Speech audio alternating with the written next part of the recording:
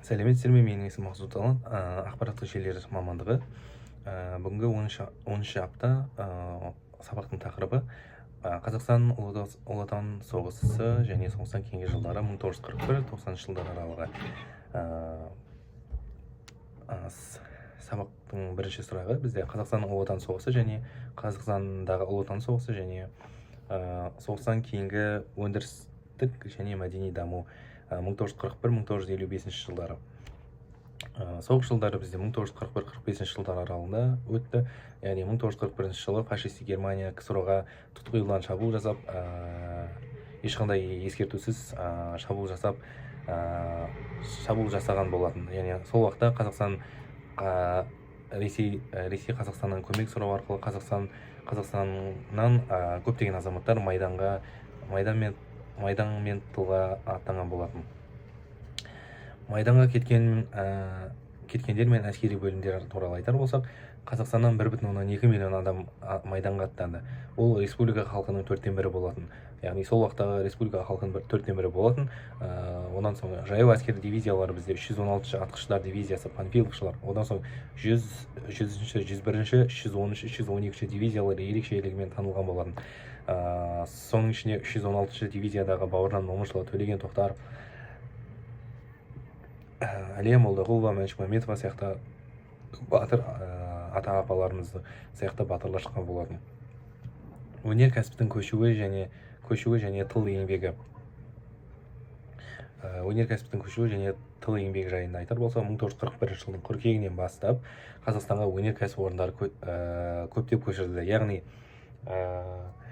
Ресей мемлекетінде өндірісті дамыту, өндіріс жасау тапшы болғандықтан Қазақстанға оны әкелуге өздері мүдделі мәжбүр күйге түсті.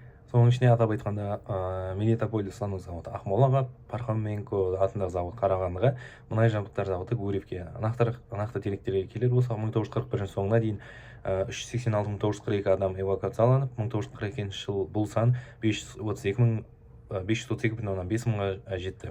Қазақстанда соғыс жылдары 460 завод пен фабрика жұмыс істей бастады. Қарағанды көмір бассейні, Балқаш мыс комбинаты толықтай майдан қажеттілігіне қызмет етті.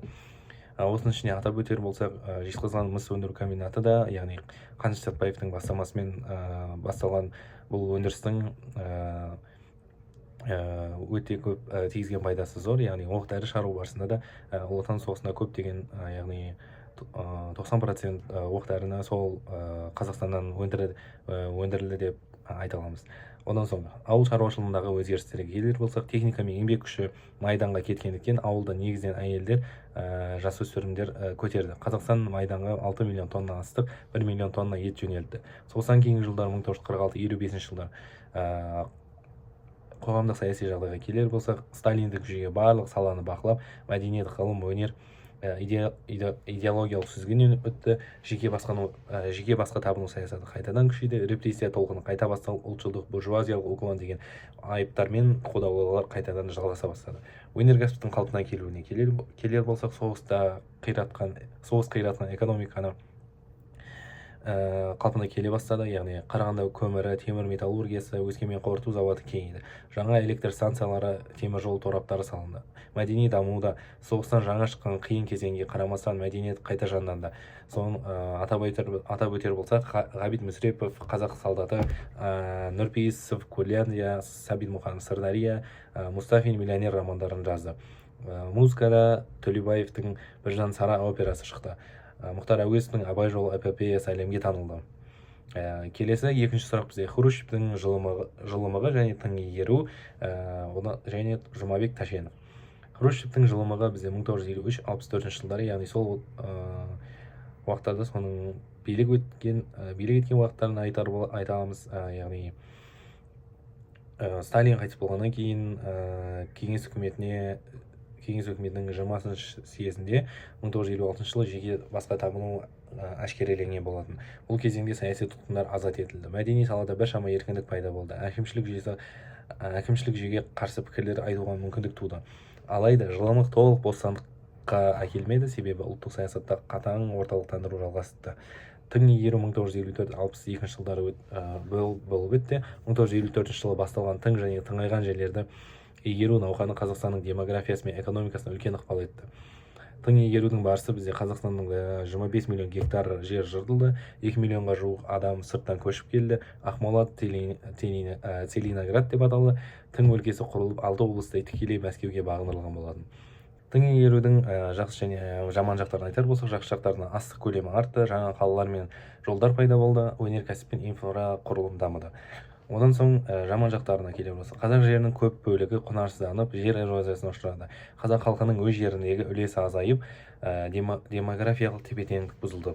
Қазақ мектептері қысқарып, орыс тілі үстемдікке шыға бастады. Яғни қазақ мектептерін жаппай жауып, оның орнына орыс мектептерін көптеп аша бастаған болады. Этникалық және мәдени ассимиляция күшейе бастады. Яғни Жұмабек Тәшенов, ол кісі туралы айтар болсақ, Жұмабек Тәшенов бізде қазақ жерінің қорғаушысы ретінде бейнеленеді.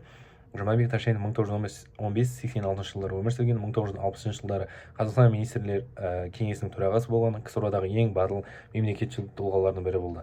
Жұмабек Тәшеновтің ерлігіне келер болсақ, Хрущев Қазақстанның солтүстігіне, яғни Ақмола, Көкшетау, Қостанай, Павлодар, солтүстік Қазақстанды Ресейге беру жоспарын ұсынғанда, Тәшенов Мәскеудің алдында қарсы шыққан болатын.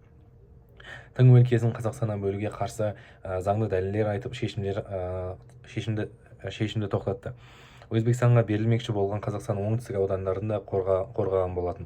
Осындай қарсы шығулардан соң кейін Жұмабек Тәшеновті қызметтен алып Шымкентке төмендетілді, бірақ оның ерлігі бүгінгі мемлекеттік деңгейде бағаланып отыр.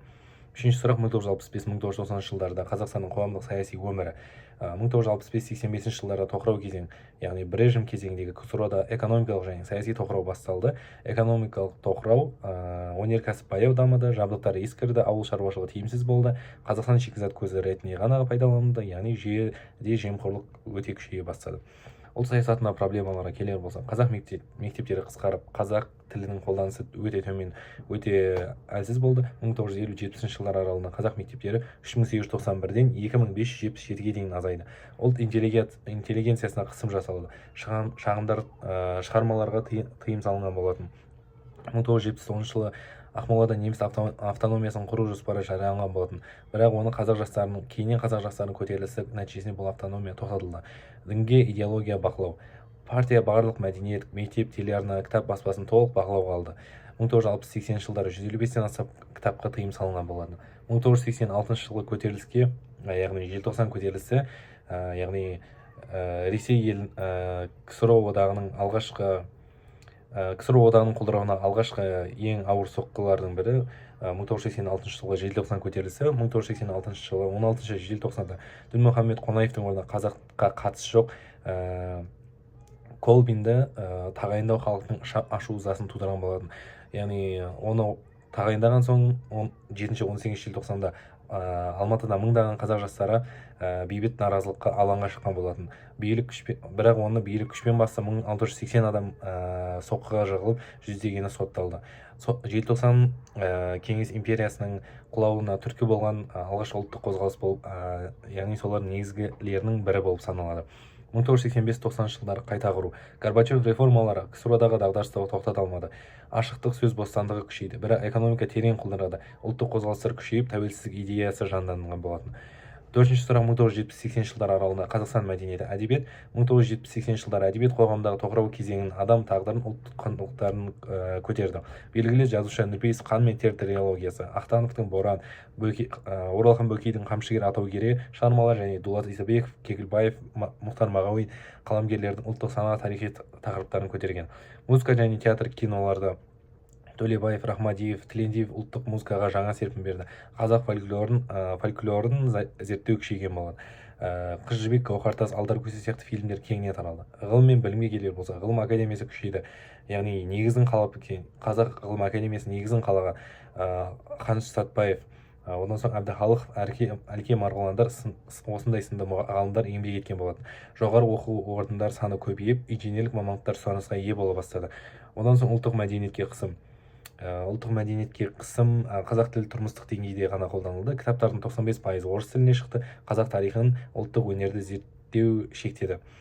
Назарларыңызға рахмет, сау болыңыздар.